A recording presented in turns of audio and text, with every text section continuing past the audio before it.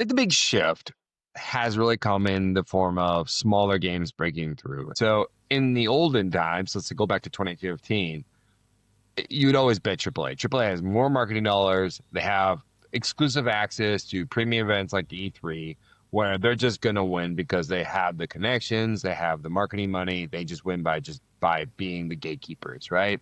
But if you're to make a list of the top 200 games, increasingly it's becoming more indie AA. That's filling up the gaps there, right? And they are increasingly becoming winners as well. And so what used to be like a 90-10 or maybe 95-10 AAA versus indie, where like once in a while an indie game breaks through and like, oh my God, Stardew Valley, that's so amazing. Or it's like most games that are played today have existed for over 10 years. Yeah, they get updated, but they're games that have existed forever. And because they don't go away, new games are always competing against old games. So AAAs are like effectively kind of competing against themselves. Like, we gotta get people to play our new game, but we also compete against time spent on the things we already have on market.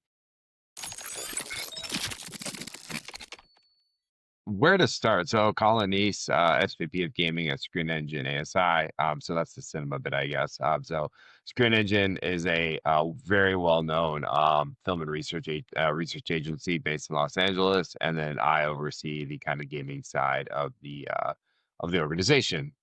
So that's cinema side, and like in terms of my career, I would say I guess I work in cinema now, or at least close to it, or closest I've ever been to it, because the gaming industry is being kind of partially pulled in that direction, in part because of the needs of the traditional media companies exploring IP that's adaptable, where people will actually go to a movie theater or go somewhere to consume it. So I think that's part of it.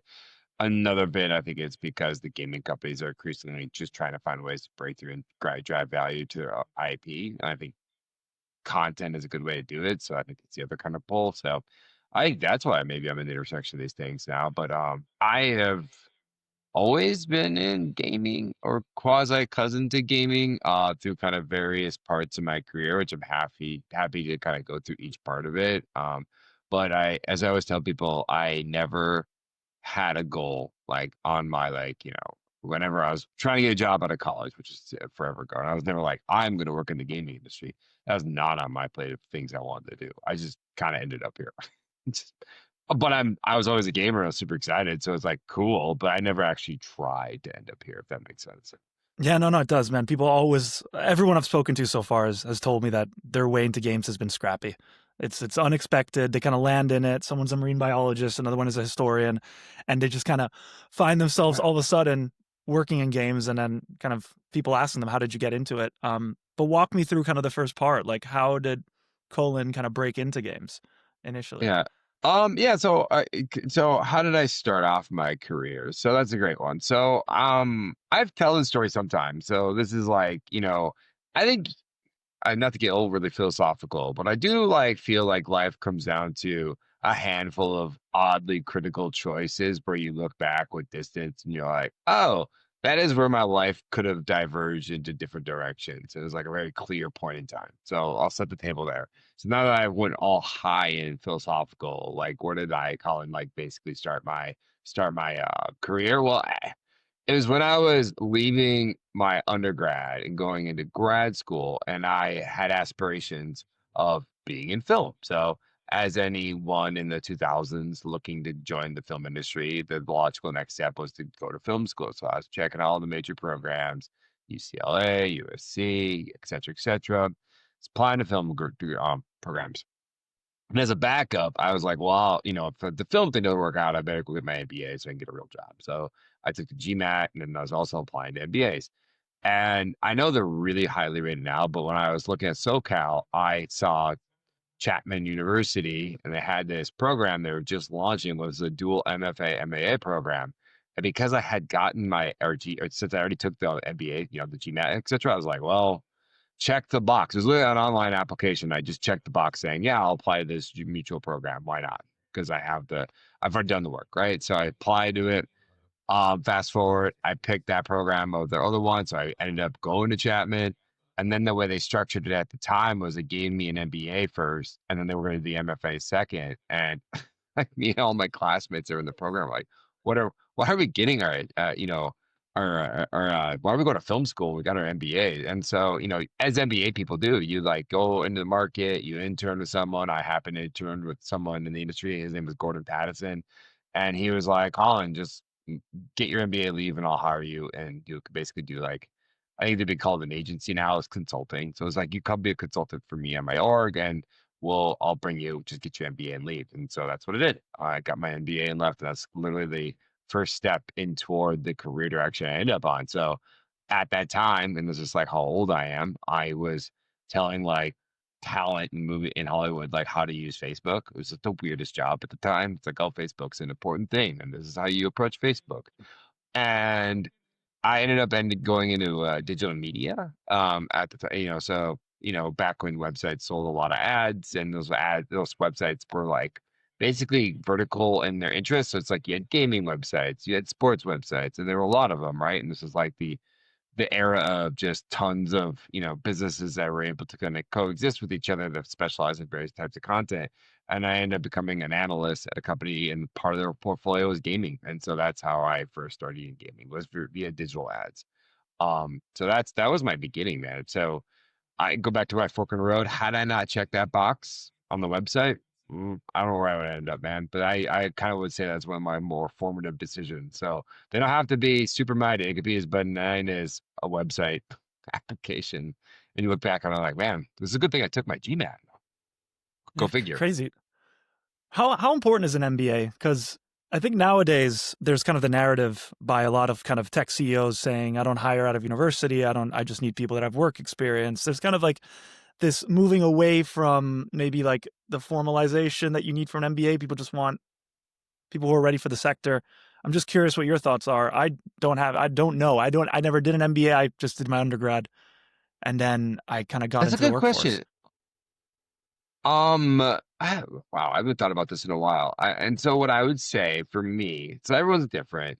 So for me, I went to undergrad and got fine arts degrees. I got, like two bachelors in basically fine arts, right? So film one of them, and like mass communications or whatever was another one, right? So I did that. So I thought when I would look back at my MBA and it kind of rounded out. So I had a very liberal arts kind of mentality, which is creative thinking, writing, understanding structures from a narrative perspective. And then I went and got my MBA, and this is much more rigid and formalized, but then you're still doing narratives, structures, and you, instead of like talking about like stories about, two like animals or whatever, like you're just talking about like real life situations like Southwest Airlines. How did they become the biggest airline in the world? Because they saved on rocket or jet fuel. Like, so it's all stories at the end of the day. You're reading all these Harvard business case review studies, right? And so I think it was just connecting those two worlds to me that's been a personal unlock, where I look back and I'm like I now write about the gaming industry, and I just often take a incentive structure, like look at things, and I try to tell like a narrative behind it when I kind of do my own analysis. And I think that is probably in part because I got a fine arts degree coupled with an MBA. So I don't think I can really kind of split those two things apart. And that's, so for me, I think it was valuable, but I also came through a different era. The other thing I would say about it though is it's all about networking. Like net, it's like, are you in the right geographic place to meet people that could take you to the next thing you want to do? So for me, I would never worked in the gaming industry if I stayed in Minnesota, because there's no gaming companies in Minnesota. So I mean, or very few and far between, right?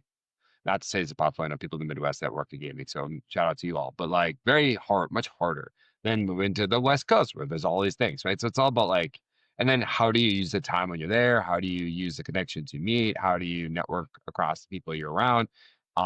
That's the real unlock with these things. So just go talk to people, meet people, network with people, and eventually kind of find a path forward. So I think if you're not doing those things and you're just kind of in a vacuum, then yeah, I don't think you're gonna get the same amount of value out of that program as say someone that's just like hustling out there trying to kind of leverage the alumni network the best they can to kind of get in front of as many people as they can to understand what they ultimately want to do. Because I also, the joke is like people go to get their MBA because they're lost at sea and they don't know what to do. Kind of true.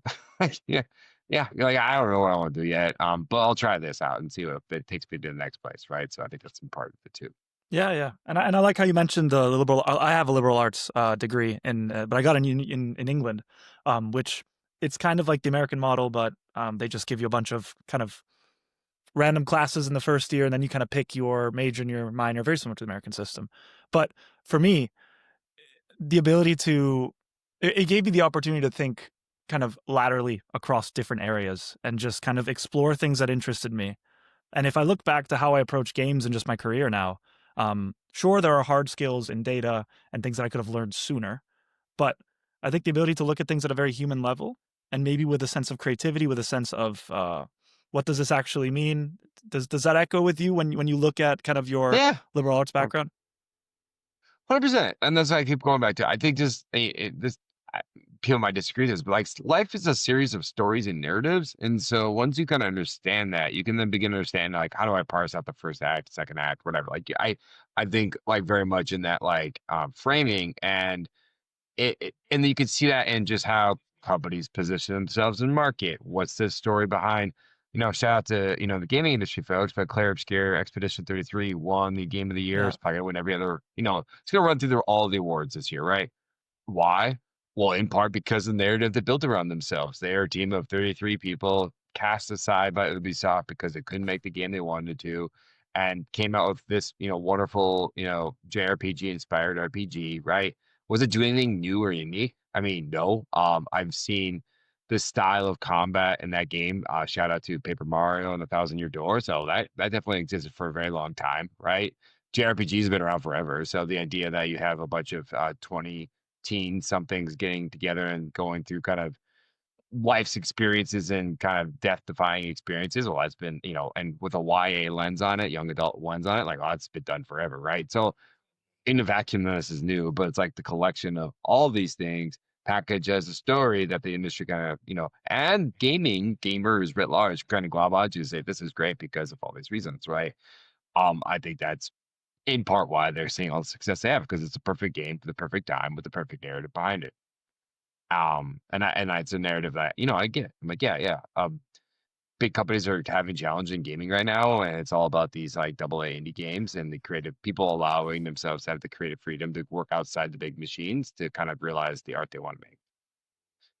Well, couldn't you argue that, or I'm agreeing with you, but that a lot of these AAA companies have kind of they're victims of their own success. They need to keep reproducing the same type of game, or they need to check some boxes of what this game should be. And these AA kind of they can go out and be a bit more creative. What's your take?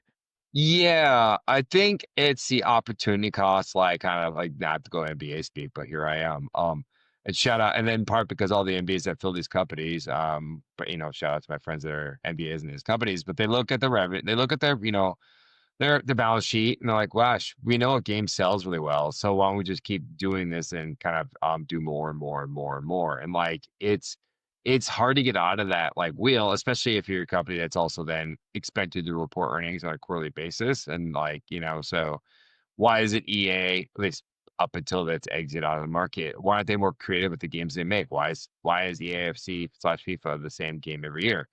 Because it kind of has to be.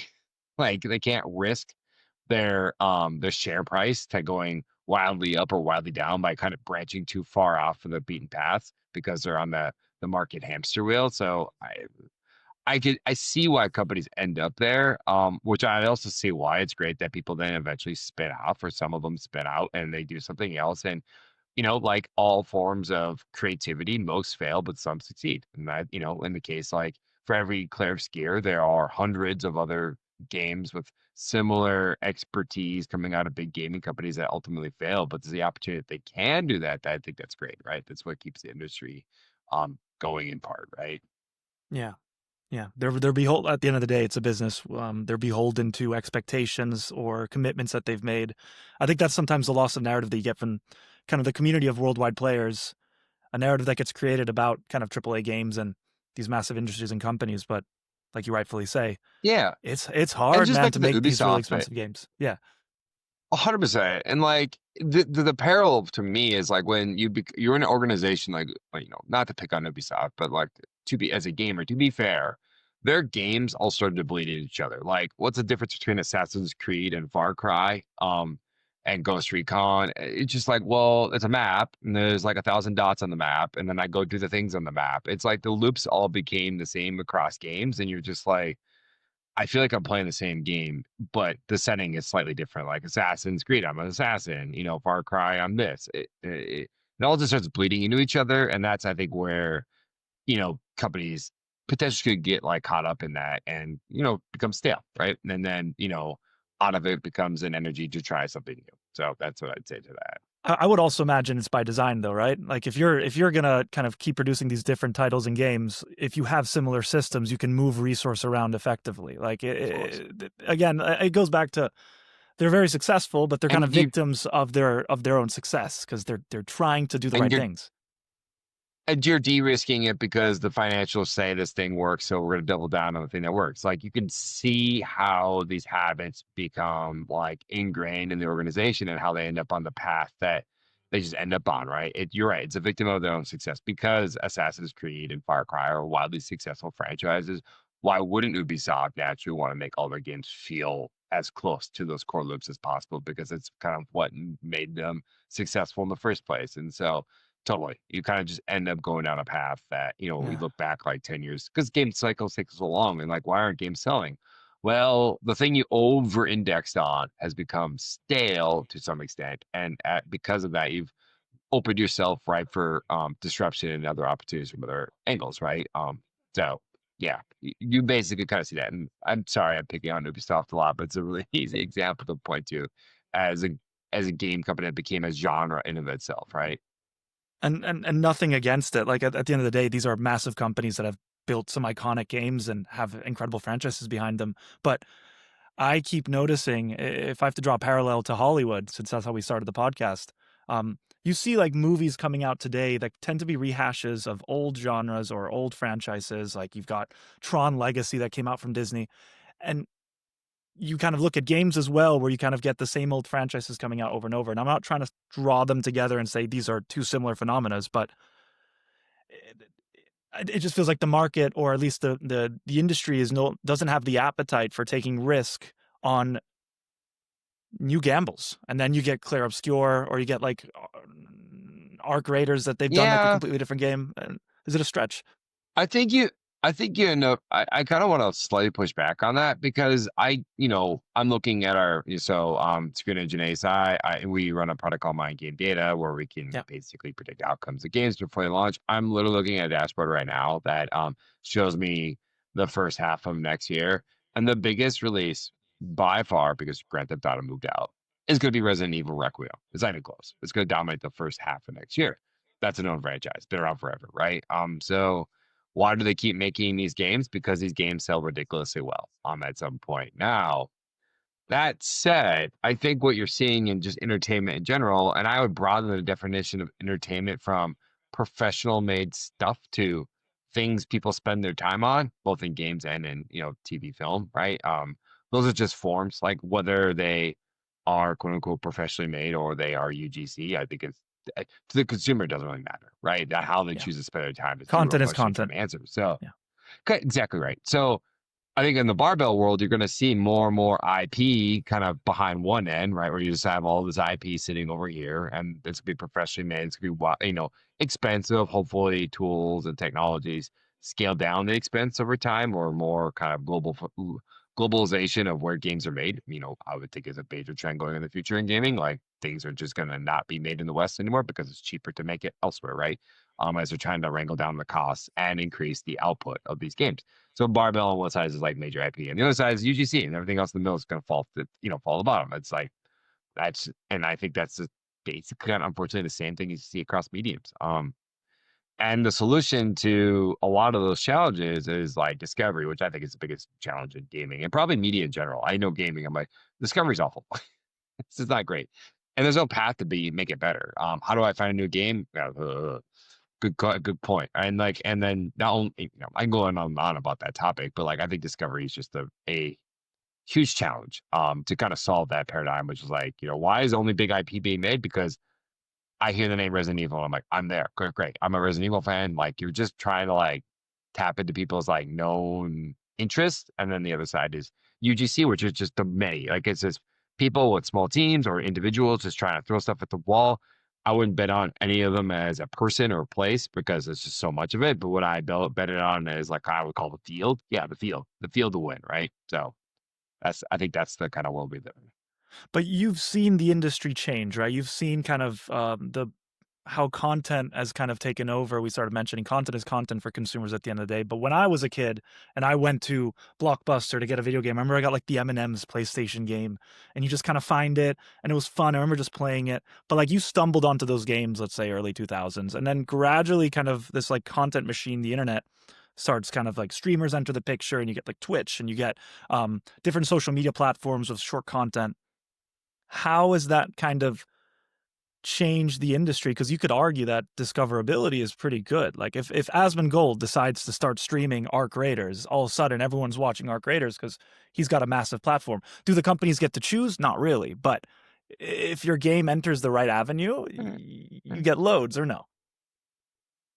It's interesting. You just jumped to them. So I want to keep you started off with like the road of how did I do my career? So I'll just kind of gravitate toward the next, Yeah, like I yeah. would say, phase. So starting consulting, was in digital media, worked at a big research company called Nielsen. I ended up at Twitch. So Twitch live streaming platform. I was there for 5 years. A good run. And like I would say this is where I really understand like my time at Twitch very much colors my thinking around the UGC side of the world, where I was like, oh no, this is like it's an infinite amount of people with an infinite amount of content. And if the one person leaves Twitch, we always dealt with this at Twitch. Like, oh no, Ninja left to go to Mixer. Remember Mixer? Or Yeah, yeah. same, I think Shroud left too. Oh no, he went to Mixer. And we were always at Twitch like, who cares? And like it's the biggest star you have. And I'm like, stars don't matter. It's next person up. There's an infinite amount of people trying to become internet famous.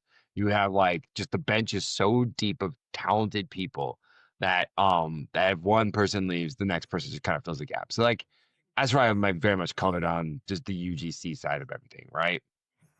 So I'll say that. So your point about discoverability, this is the dark side.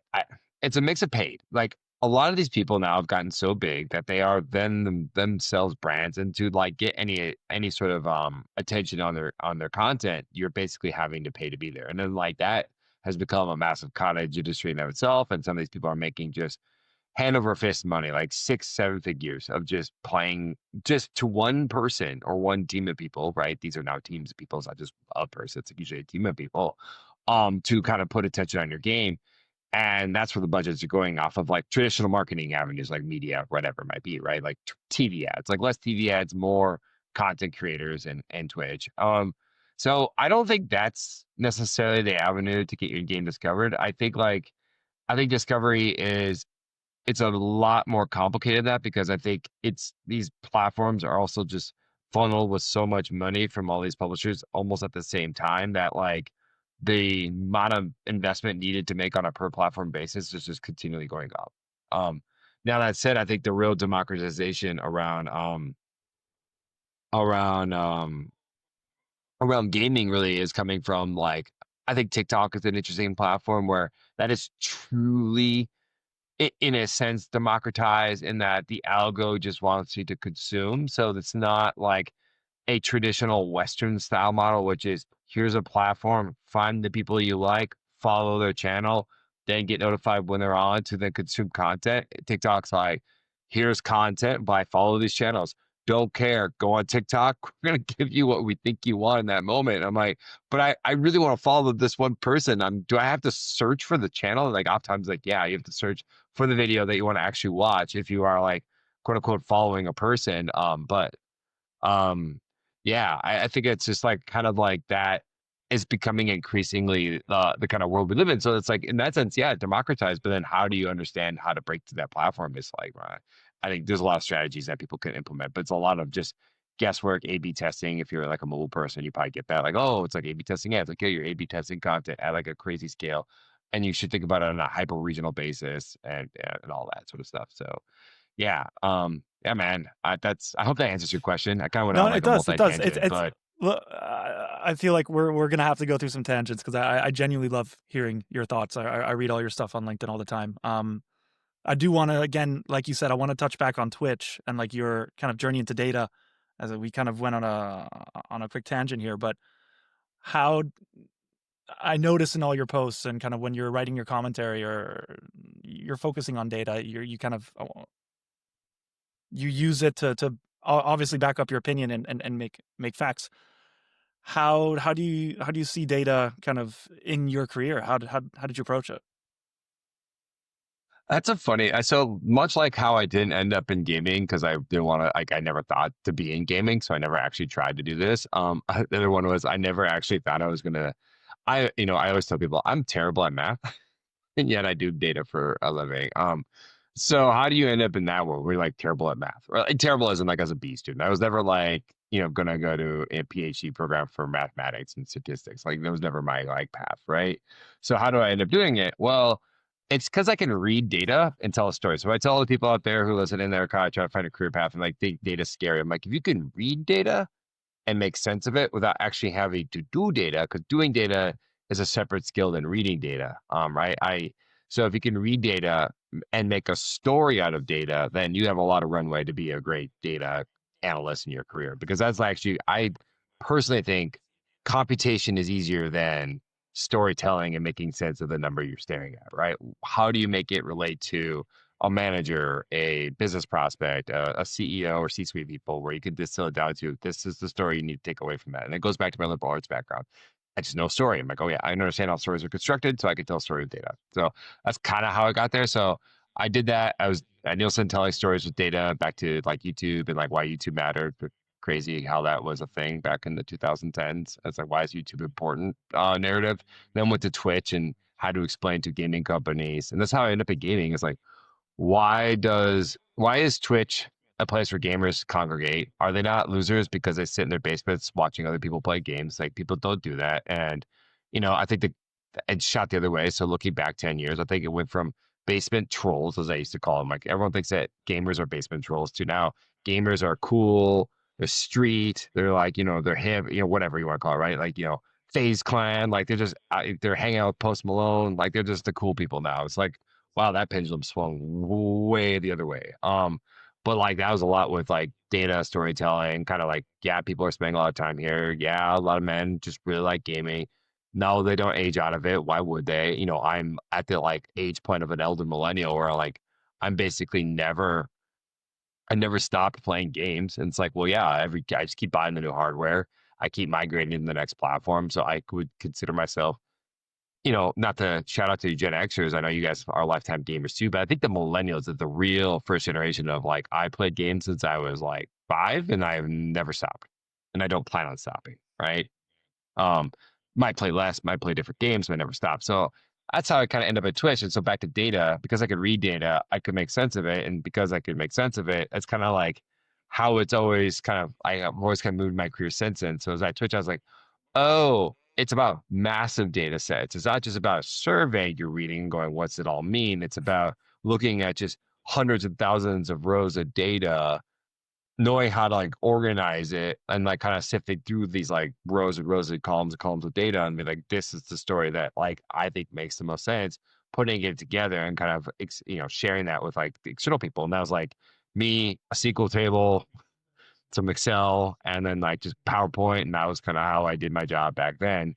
Now it's, SaaS and dashboards and everything else, but functionally it's the same job. Just like a lot of it gets automated on the back end. And shout out to my partner at mindGAME Data, Brian Rogers, who is the wizard of data visualizations and all that sort of stuff. But yeah, that's kind of how I end up in the data side, and also how I end up in big. I think not to, I'll end on this. Like big data is also like my time at Twitch is very much colored like the data sets I deem more valuable than others, right? So when you have actual data that says this person did this thing for this long and you just know it down to the user level, I think it unlocks you like, oh gosh, I could really understand a person's preferences if you start globbing together different data sets and kind of get a fully fleshed version of it. I know for some people that's super scary. I long have given up the idea that my data is private. I'm like, oh, it's all out there.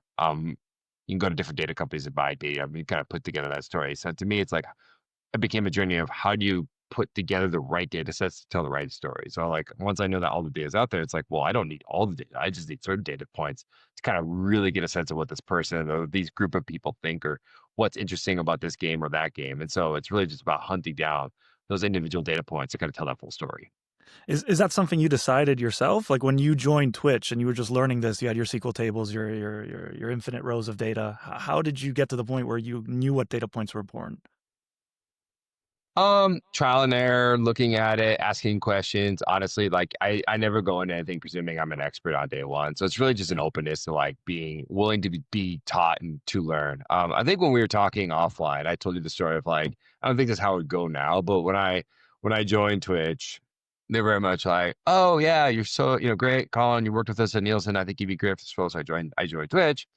And then they were like, yeah, so to get any data, you're gonna have to learn SQL. I'm like, SQL. And they're like, oh, it's SQL. And like send me off to General Assembly for like a month, whatever the class was, to like learn SQL. And then it was literally just trial and error. I'm just like, they teach you SQL at these like institutions, like, oh, it's like all clean data, all the tables are nicely structured. You can create join columns super easily because it's pretty obvious where the joins would be. You're like, oh man, it's not that hard. And you look at a real database and it's messy, it's incomplete, like certain data is collected in weird ways where it's like, yeah, it says it's a table for time spent, but it's wrong because the pixel doesn't fire on the website until the person's been on the page for an hour. Like, why does this table even exist? Who's this data for? So it's like you have to basically trial and error these things and kind of like just figure it out. Ask questions, like I said, don't presume you know everything and just have an openness to learn.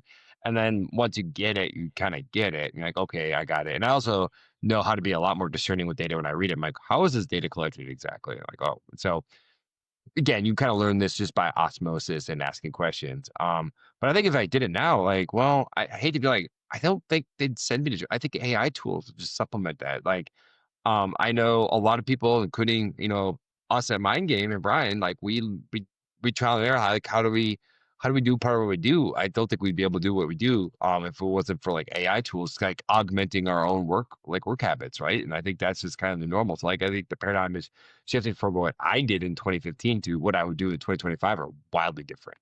It's completely changed, man. I would never have done this podcast if it wasn't for Riverside and some of the AI tools I have access to. Because I'm a one man army. I can edit everything. I can go through the transcript. I can come up with questions. Like I wouldn't alone. This would have been incredibly difficult. And nowadays, like there's a complete paradigm shift in how you approach work. Oh, I mean, shout out to Brian again, Brian Rogers. If you don't follow him on, platforms like LinkedIn, he's on. I think he's a great follow, but like, along with Colan Neese, but like, we're building mindGAME 2.0, and part of it is really just we're a small team. We bootstrap ourselves. Like, we've learned so much on how to code a website by just learning from AI, right? It's just like, hey, how do you do this thing? It's like, here you go. And then you just trial and error. But now you don't need let's say a professor on the other side. Like God say it's professors, but like the expert person on this thing on the other end to tell you what to do. Now you just have the infinite knowledge of the history of the internet telling you what to do. And it might not be right, right? You just have to try it. And then you're like, well, it didn't work out. Then you ask it and innovate, or iterate, and you'll get to a place where like, oh, that actually works. But nowhere in there was like me to going through the channels that you'd have to have gone through in like circa 2025 or 2015, right? 2025 is a way different era in how you do these things. And it becomes a one man army basically, like, or a small team that's doing the work of like 100 people or 50 people, but it's like a team of like 10. So walk me through mindGAME then. Like, what was the vision for it? Like, Mm. what pushed you guys Well, to go out and build it? well, I think I shout out to Brian. So I have to give it's his story. So Brian Rogers, creator of it, he's a career analyst. He was at Activision, he was at Kabam, he was at Tencent. So he's at Twitter.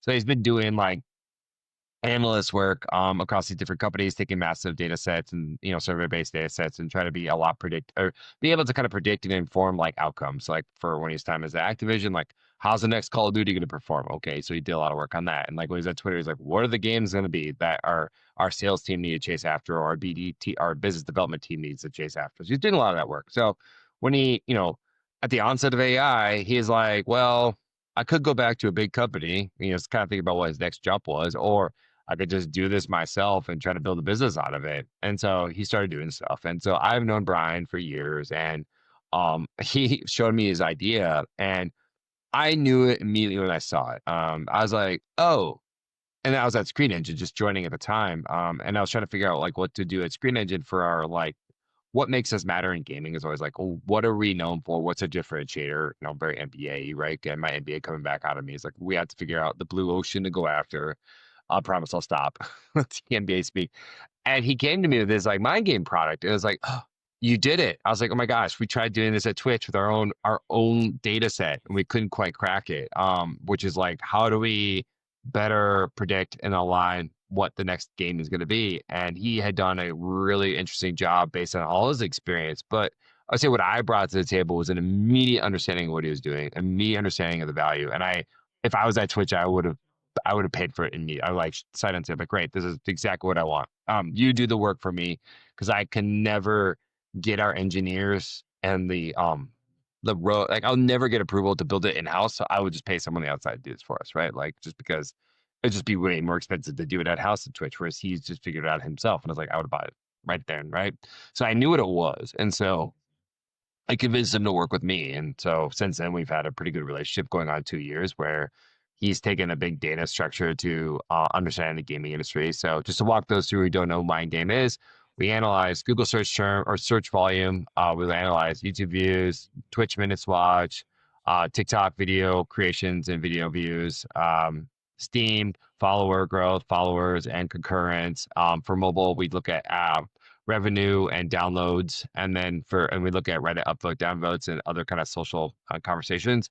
We take all this at the volume metric level, run it through our own modeling. So basically weights and like what matters for certain genres, matters by platform is different than other genres and other platforms. So a lot of proprietary weighting and data cleaning on our end. Then we spit out a singular score we call mind share on a given week, along with all the other volume metrics that undergird that score. So if you want to know what your weekly search volume was, we could provide that to you. If you want to know what your TikTok views were, we could provide that to you. So, anyways, we do all this, but like it really is just still in the industry. It's something so simple that it's like, what is your attention share score? It's probably the best way to put it. Like, mind share is a is a way to talk about attention share. How much attention does this game have in market relative to the hundreds of thousands of other games that are in market at the same time? Now, you can never have done that with a survey. Impossible.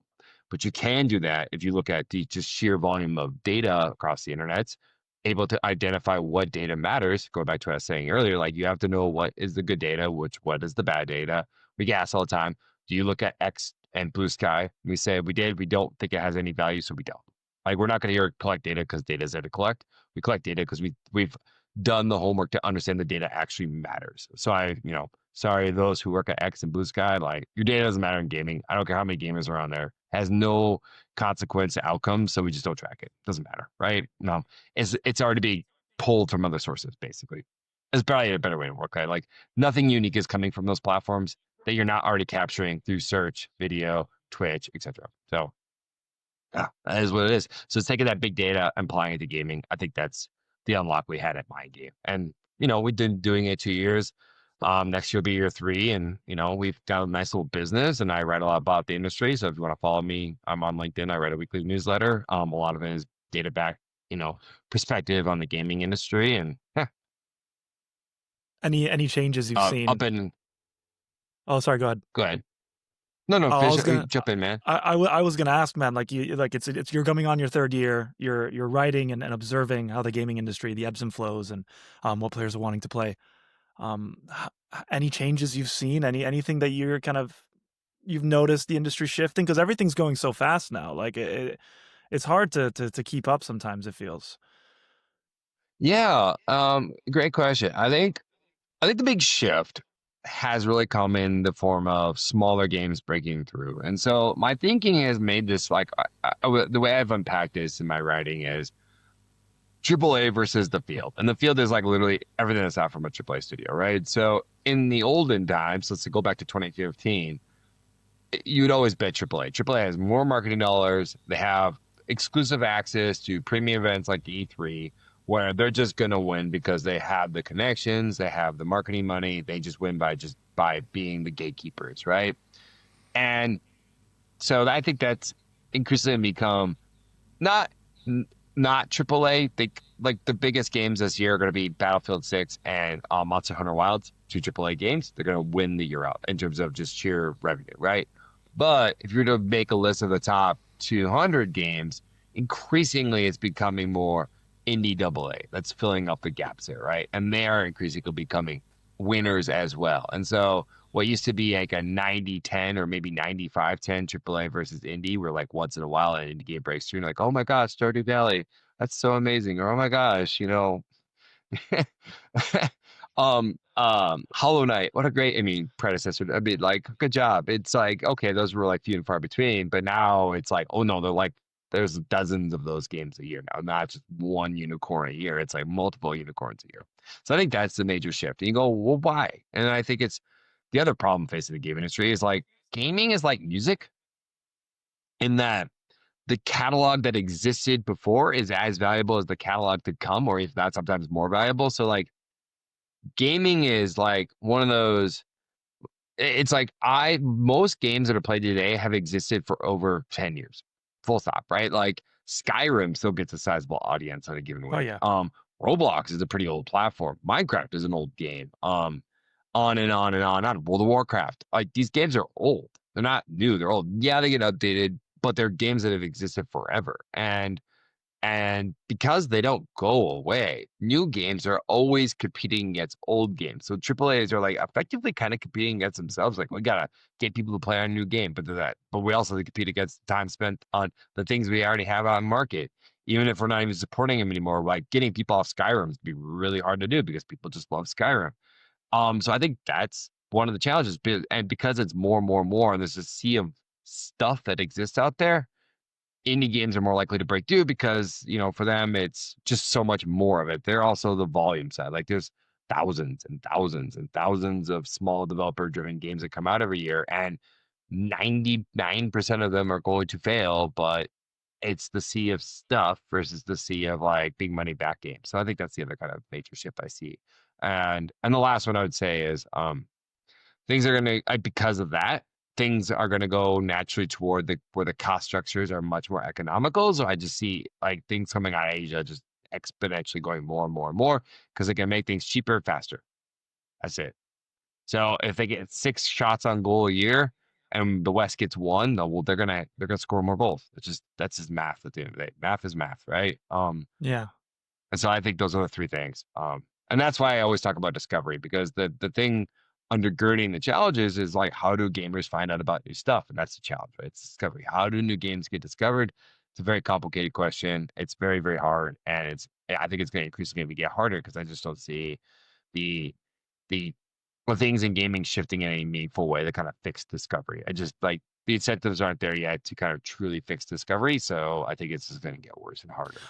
But when you say discovery, is that like how I discover a title on Netflix and I'm like shifting through and I'm just like, I'm Yes. watching a trailer and like it has to be seamless then, like Stadia. Like you just have to stream the game, you jump in, no friction, you try it out. You're not putting any money down right away. Like what are the frictions beyond just it's complicated. I Well, I can think one, it's complicated. Like one, it's platform incentives, right? So, let's go to a place we haven't talked a lot about mobile, right? Mobile discovery was a lot easier, and then Apple ad transparency and tracking went into effect for basically for better or worse. I mean, I get why Apple did what they did, but like basically it became harder to reach a user with an ad targeted at their own preferences because that data became unavailable to anyone besides Apple, right? And because that went into effect, user acquisition costs went up crazy in mobile because now they don't know what's working or not working, and gatekeepers own kind of that. So I think that is in part of what the challenge is. Like one, so just like let's call it platform shifts that are out of the control of gaming companies. So nothing a gaming company could have done to change the outcome of ATT. It just Mhm. is what it is, right? Um, Unless you're Tim Sweeney and you're going to sue Apple into oblivion, then fighting the holy war. Then awesome, keep at it, Tim. Um, then kind of going into the platform dynamics, which I guess is another thing that Tim is very about, but like it's what are the incentive structures of the platforms? It's oftentimes to sell their own wares, right? So who controls the gaming? How do other gamers access games? Well, it's the platform owners like Steam. Well, if you go on SteamDB any time of day, you will find that two games are the biggest games on Steam. Unsurprisingly, they're also the two games owned by Valve, Dota 2 and CSGO, 1 and 2. Always 1 and 2. And Deadlock comes out, it'll be 1, 2, 3. And another game comes from Valve, 1, 2, 3, 4, and on and on and on. So long as they're, multiplayer forever games.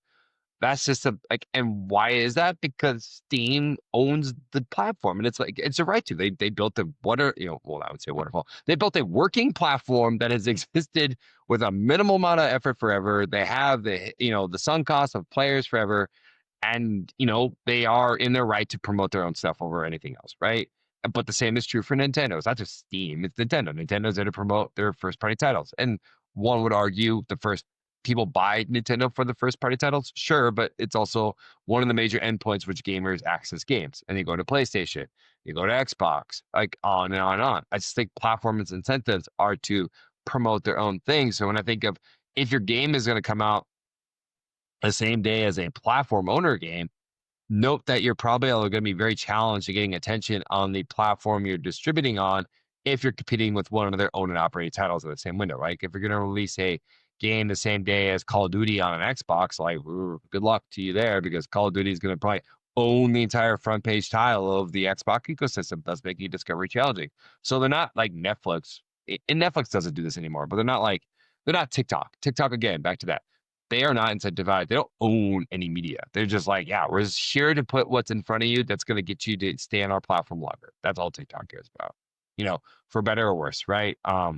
I don't think any platform in gaming that where consumers engage with games is incentivized the same way as TikTok, nor will they ever be. And it doesn't make economic sense either. But I think but that's the structure of incentives in this industry. It's to promote your own stuff. What about all these companies that have Game Passes, subscription models? Are we doomed to forever only access No, games no. through? I have to. This is more a question for. This is No, a because I question for think, me. I'm curious. I just don't. oh, no, I think, oh my gosh. Sorry, Xbox. I wrote a winners and loser of 2025, and the loser was Xbox. And they're like, unfortunately for me this year, I was a bull on Xbox until this year, and then I became such a bear. And it's because it's like have your cake and eat it too model. So they're trying to do Game Pass. Okay. And they're also trying to sell the game off platform. And like it's been reported via Bloomberg and Wall Street Journal, etc. So like, if you're trying to be a good strategist in gaming, just read business stuff. Like just go out of your way. Don't read IGN. That's all consumer stuff. Just read the business side of it. Like read what Wall Street Journal puts out, read what Bloomberg puts out. They do a good job, right? Read a Substack on this stuff, like whatever, right? So read is basically my point of view, right? So reportedly, Xbox has not figured out how to do attribution. So they put these games on Game Pass on day one, and then they're like, yeah, we'll make up the economic value through some back end math of like how much time they're spending on the platform. We'll do attribution to the game level, and that'll be magically turned into revenue. It doesn't magically turn into anything. It's like they get a subscription number from someone that is X amount of dollars a year. That's a pretty flat number. And when you're taking a game from a only paid model into a subscription model, I think you're sitting with two choices: all or nothing. You either make it all subscription, all only, or you window it into subscription. Xbox is sitting in the dual path model at the same time. They're trying to sell Call of Duty to people on Steam. At the same time, it's effectively free on Game Pass, and they're trying to sell it on PlayStation. Like, I don't think you're winning anywhere there, right? I think you're Mhm. devaluing your IP, and you're not even monetizing it at its most either, because and when it comes to time to say was this game successful or not successful, net is they go, oh, it didn't work out. So Call of Duty reportedly, like Black Ops 6 was one of the biggest games last year, if not the biggest. I have to go back and look, but like one top two, right?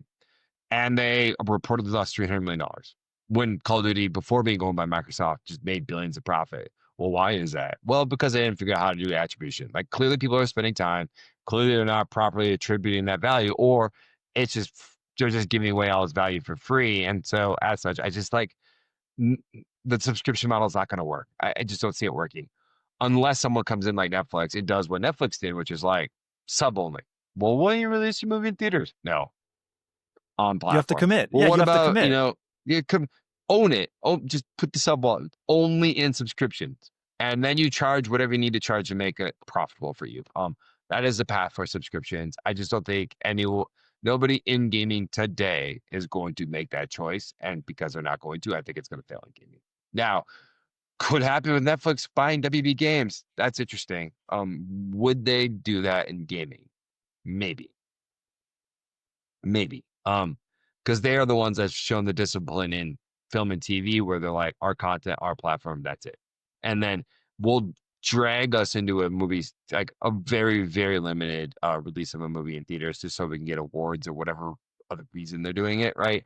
But they don't, or marketing, if it's K-pop Demon Hunters, it's on your platform for 3 months and you want to like do a marketing thing and like, yeah, we'll put it in theaters for a weekend because, you know, just it's good PR, basically, it boils down. It's a marketing expense at that point. Yeah, makes sense. But no one's committed to that in gaming. And but windowing works. So back to that though, like EA is really good about windowing their games. So they do Madden comes out and then they wait till after the Super Bowl or the week of the Super Bowl and then they put on EA Play. Windowing works. Like, yeah, you took the maximum amount of value you can from the people that are willing to pay for the box in the game at its release.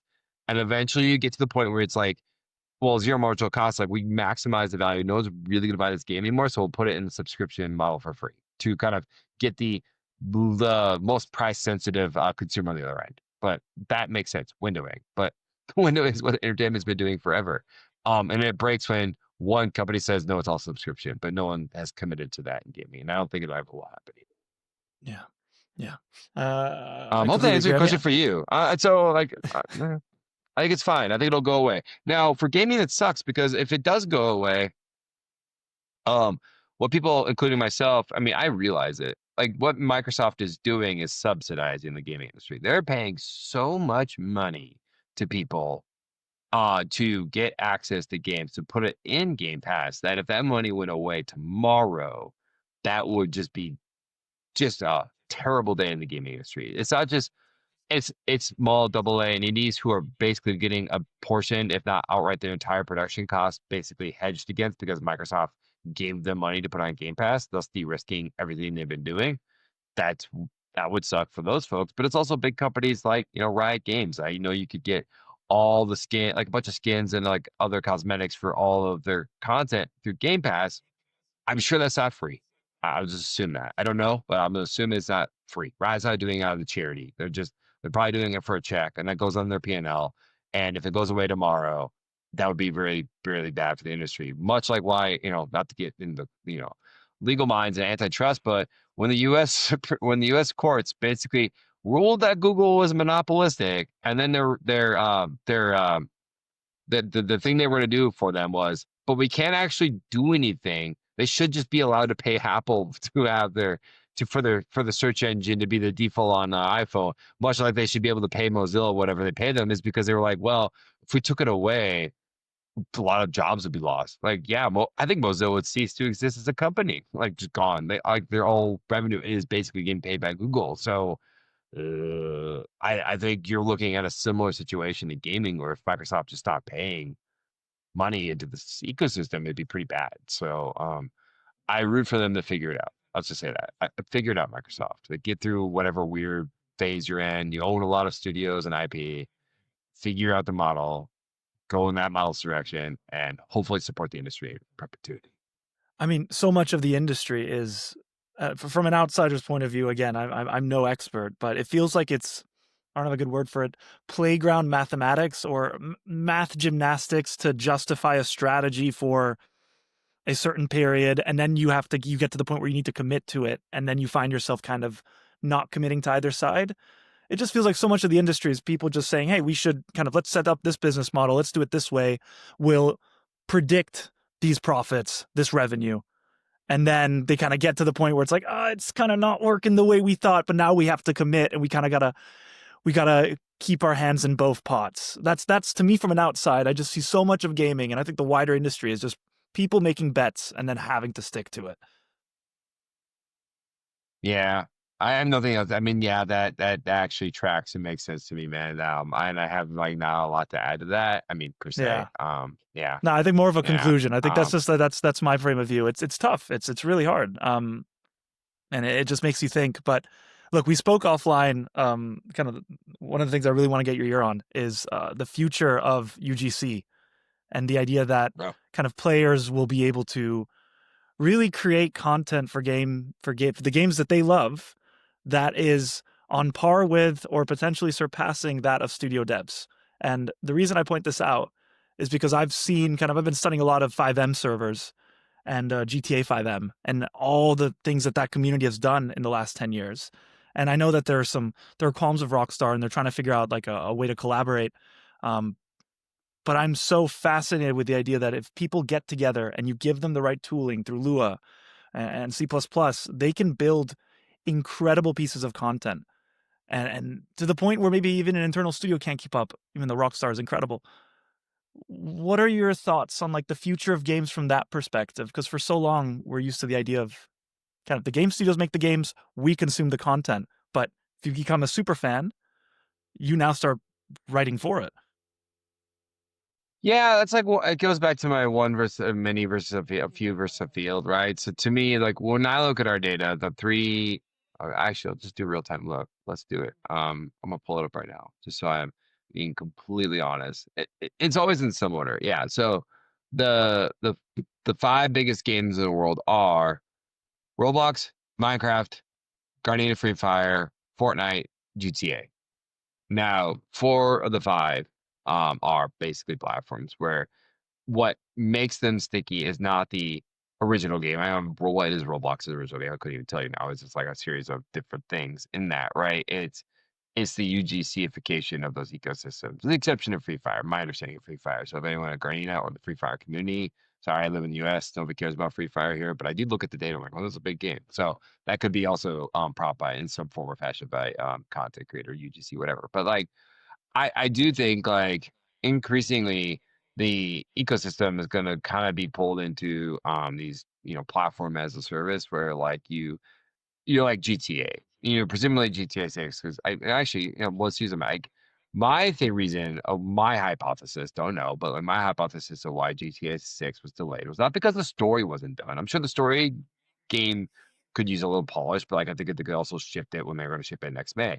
I think why they delayed it is that GTA 6 Online, GTA Online 2, whatever, right, is not done, right? And that's the biggest thing they need to like make sure they land. Like GTA 6 as a game will sell billions of dollars in copies the day it comes out. That ship is sailed. Nothing will rock that boat. Like, it'll make a gobs of money. It doesn't matter. But like the long term play for GTA 6 and for Take Two as a company is how successful are they going to be in moving people off of 5 to 6 online, and how much they're going to enable like the creation of more content. Like they should lean into the community creating endless amounts of content using the ecosystem, the engine of GTA, because inherently that's going to make their platform stickier, and then they're going to be able to monetize that attention better and better and better. Because like that's our framing of mind game. It's like if you have attention, people then spend time on the thing, and if you spend time on a thing, the more likely you are to spend money on the thing, right? So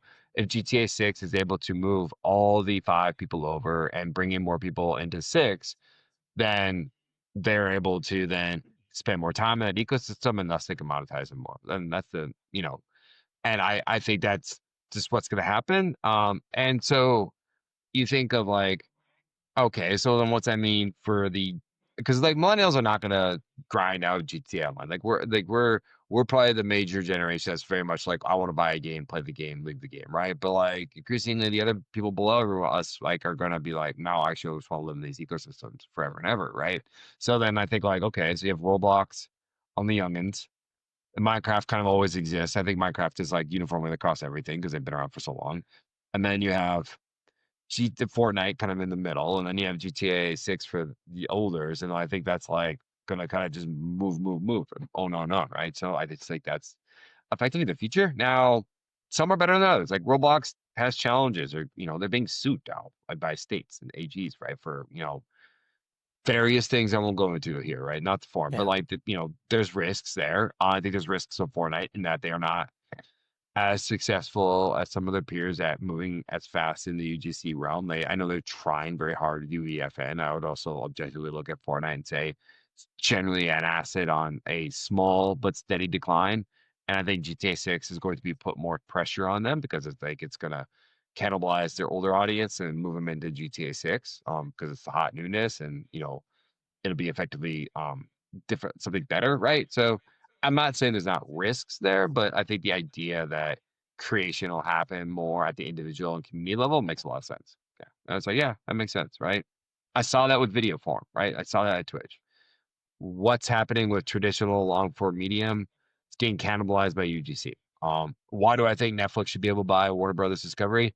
Because their competition is YouTube. It's not anything else. They're competing against YouTube, and YouTube gets their content for free. Like, and they'll always get it for free because they enable people to be discovered. And like a lotto ticket, they can become successful, famous, rich, whatever, right? Whatever the incentives of people making YouTube content for a living. And there's always more people up. Like I say at the beginning, like Twitch, next man up, YouTube, next man up, and there's an infinite amount of people that are going to make video content. Same is going to be true for gaming ones. I saw the story happen. Now, those who own IP though are protected because that's also valuable too. Though, like what's the Disney of gaming? I guess it's Microsoft now. They just don't Yeah. treat the catalog like that. But like, yeah, it's like you own all this IP. Well, that's great. As long as IP has some sort of value, then you're protected from the over UGCification of your Nintendo. Nintendo is protected forever, right? Nintendo has an army of lawyers. They'll sue anyone to out of existence if any copyrights infringed on with Mario. I mean, Pal World is wildly successful and also going through it with Nintendo's lawyers, right? Because they're not going to stop. And so Nintendo is like the probably the other side, like where they're so protected by their IP and they're taking their IP out of games. I think that's probably the thing that gaming companies with IP are gonna have to do. Like Nintendo is like they're not monetizing their Mario just the game, although that's the core part of the loop. They put them in the theme park, experiential, buy infinite amount of stuff, plushies especially. My gosh, the amount of Nintendo plushies I see relative to when I was a kid is just astronomical. I'm like, people love that stuff, right? Mario's in movies, Mario's everywhere. So they're taking their IP and leveraging them in so many different mediums and ways. And that's just him, obviously Zelda, Pokemon, etc. Animal Crossing, Kirby, Metroid, they're trying with her, Samus. That was struggling for them a bit. DK. But yeah, but you're like, wow, Nintendo does own a lot of people. I'm like, yeah, and they'll be fine in this new paradigm. Yeah, they're in their own walled garden. And it does feel like YouTube is the final boss of kind of a lot of entertainment in the industry. They're just kind of looking at it like, how do we compete with this? Because my only That's it. subscription is YouTube. It's incredible. I would have never thought 15 years ago that YouTube would be. Would you have It, thought it would be this it, dominant? it shout out to someone. YouTube is the best value per minute of money I spend on a Yes. subscription service by far. And if you want to understand how much they make money, like if you want to understand how much does YouTube monetize a per person per month? Look at your subscription number and say, well, it's that. Like I'm paying upfront costs to avoid ads. And so that whatever that number is what they'll charge me. But yeah, they are the final boss. It's like, oh, it's just people in cat videos. Oh, it's just, it's home videos, but it's barely above that. Oh, and I have Mr. Beast with a production facility in like North Carolina making insane content. I'm like, well, guys, fast forward another 10 years, what's YouTube doing? Now I know they suck at scripted. I know that when they got rid of Karate Kid, or sorry, not the Karate Kid, the Karate Kid show. Yeah. The spinoff. What's Uh it called? yeah. Cobra Kai. When they Cobra got rid of Kai. Cobra Kai, it became wildly successful on Netflix. Absolutely. And like, so YouTube today has done a terrible job with like premium content, but with YouTube TV, at least in the States, they are becoming the premium virtual MVPD where it's like, well, yeah, if you want to access a channel of content, yeah. And like, interestingly, I could buy Sunday Ticket through YouTube Direct. Like, I don't have to be part of YouTube TV. I could just buy it through their YouTube channel and buy NFL Sunday. Like, so for us in the US, like, so if that becomes a model and they become one to one, like we'll connect all the pipes to you via the YouTube platform. Like that's going to be a tough moat to cross. And even Netflix is why I would buy that they're shoring up their premium content because they want to have the IP library to go toe to toe with YouTube because that's the next game. What about Stadia?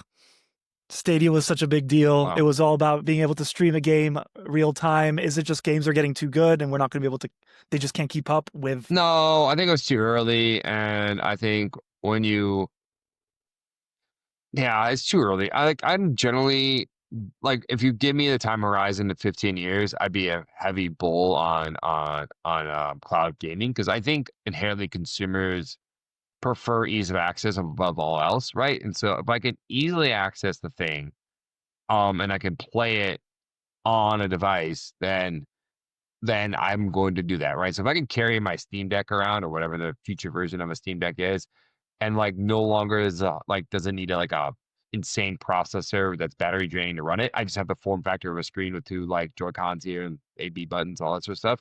Like, yeah, people are going to gravitate toward that. Now, that's the future. Today, there are challenges to get there, and I think latency is obviously the most important. Like, and they won't play my shooting game on this game. Well, yeah, of course not, because shooting is the most latency dependent like game. Like you need to have the hairpin trigger, your mouse, keyboard to win matches. And if you don't win matches in multiplayer, then like you get frustrated, you walk away from it, right? So I think we're really far off from that. I don't know if it's solvable, speed of light, or you just need to have so many people playing a game that you can match make regionally. So like the latency is, the same for everyone. Like you're not pairing them with someone out of the Ukraine, right? Like, oh, where's the server pinging, blah, blah, blah.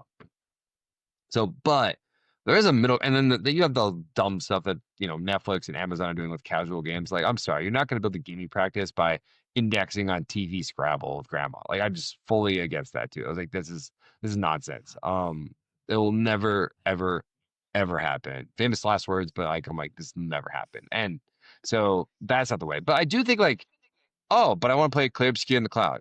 Well, that should be done. Like latency in E33 doesn't really matter. Like I'm playing the game, it's a narrative game, single player. Like that should be streamed from the cloud to my device, and that should be something that is achievable in the nearest future. So like back to Stadia, I just think it was too early. That'd be my thing. Too early. And I also think that big tech could be generally bad at gaming because they're really arrogant going in it. They don't understand the ecosystem. They assume they're going to win because they have unlimited money, and it just doesn't work out the way they think it's going to happen. Like same with Amazon, with Luna. I'm just dubious of these attempts at this, but like the idea of it, I'm very much behind. I have to answer your question. So like, yeah, it failed, but I think it failed too It because it's does. too It early. does. I've one more question, then I'll ask you for advice, Colin. We talked offline about what is Roblox going to be in 15 years, because I think the concept of building a game is going to get supercharged by, we've talked about UGC. We've talked about the ability for creators to be able to build content within games if they have the right platform, the right tools to do so, e.g. 5M. What happens when these creators get, or not even creators, but just the general public gets these crazy AI tools that they can prompt their way into games? And that is Yeah. something that really fascinates me. Do you have any thoughts on that? I mean, nothing that I've heard talked about. I would just say like I think people underestimate the imaginations of people. So like if you just put it like much like me, and if you kind of remove the friction of actually knowing how to leverage technology, which are effectively tools to do a thing, and it becomes just an AI prompt, and it's really just creativity of the person on one side saying what they want and then seeing it realize almost seamlessly, like that's an amazing outcome because now you're just enabling the creation of so many different worlds and so many different environments without the gatekeeperness. I mean, there's always gonna be gatekeepers, right? So what's Roblox's future of gatekeeping? It's probably some sort of like how do you get attention to your experience? Like what's it goes back to discovery. If there's an infinite amount of stuff out there, the challenge is like how do I get my stuff noticed so it's not just me playing a thing? But maybe that's okay. Maybe it's okay if it's just me playing a thing. But ultimately I do think that's where it's going to go, and I think that's not necessarily a bad thing. If that's indeed the future, or if I could just AI verbally prompt something into Sora or Sora-like engine, and it just spits out what I want, that's pretty cool, right? Um, you know, art doesn't, individuals should be able to create the art they want to see at the end of the day, and I think that's a good thing. Not that they shouldn't experience art from other people. I think that's also a great thing, but I think these things can coexist at the same time. Yeah, and I don't want to, for anyone listening, I don't want to be a fearmonger about the future, but um, I feel like when we were making games in the 80s and 90s and people were questioning, oh, what can games be? Oh, you can just download them over the internet and you can play whenever you want. I think people would have been like, that sounds insane. And I think with all these crazy tools coming out, I keep asking these questions because I'm inherently fascinated. Colin, it's been so good to talk to you. I wanted to ask you at the end of each of these episodes, I ask you for some general advice to people listening that maybe want to follow. I mean, you have such an interesting career, but what advice do you have for people who want to get into games or kind of data or kind of follow in your footsteps? Sorry, what was the question one more time? I had a little What latency issue on my end. No worries, no worries. What advice do you have for kind of young people or anyone listening that want to get a career in games or want to find their Oh, path within this yeah. industry? Yeah, I would say like you know, it's gonna sound like the advice everyone would give, but like follow people that are you find interesting in the industry. Read like lots of reading. Like, you got to do the work. Like I would read writing from people who write about the industry. I'd read about the business side of the industry. I would just kind of do a lot of reading and following, so you could become a at least knowledgeable about the industry you're trying to break into. Outside of just I really like the games. I'm a big fan. It's like, well, yeah, I think a lot of people are big fans of games, so you gotta kind of put yourself out a little bit more to kind of try to break into the industry.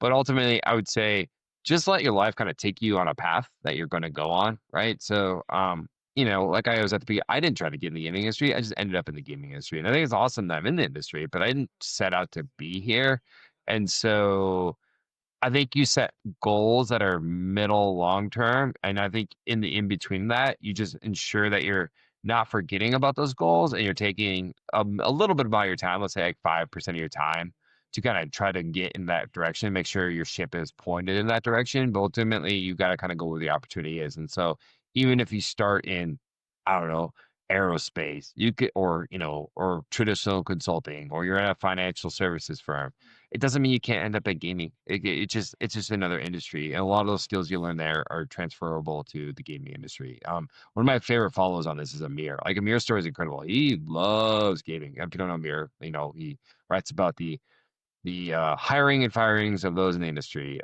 And he's awesome. You know, he didn't get in the industry for like forever. His story was all over the place, and then he finally ended up in the game industry, which is the area he's so passionate about. But I would say it's probably because he followed a similar formula. Like, I'm just going to go in this direction, and eventually, when the opportunity opens up, I'm going to take it. Right. Yeah, 100%. Colin, thank you so much for coming on the show, and it's so Yeah. fascinating to listen to you talk, and it's just great to hear your thoughts. No, thanks for hosting me, man. And yeah, again, if you want to follow me, I'm on LinkedIn. I'm Colan Neese, SVP of Gaming at Screen Engine ASI. Thanks for hosting me, man. I'll talk to you later. We'll put Bye. all the links in the description below.